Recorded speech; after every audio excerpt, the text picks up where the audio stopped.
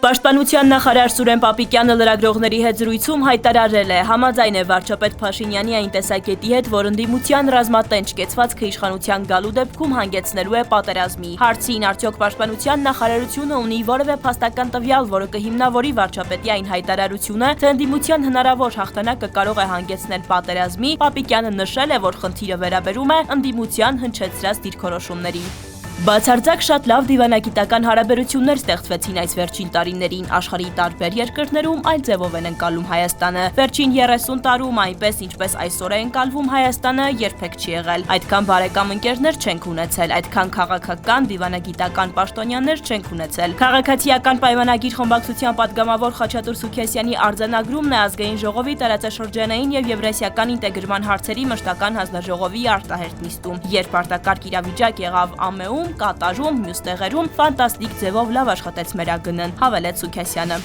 Վարչապետը որոշում է ստորագրել, ըստ որի Արա Ֆիդանյանը ազատվել է ներքին գործերի նախարարության գլխավոր քարտուղարի պաշտոնից։ Լրատվամիջոցներում շրջանառվող նոր սահմանադրության նախագծի հետ կապված տեքստը չի հանդիսանում այն փաստաթուղթը, որը նախատեսվում է հրապարակել, Արտարադատության նախարարության հայտարարությունն է։ Կոչ են անում առաջնորդվել բացառապես պաշտոնական տեղեկատվությամբ, սպասել նոր սահմանադրության նախագծի պաշտոնական հրապարակմանը։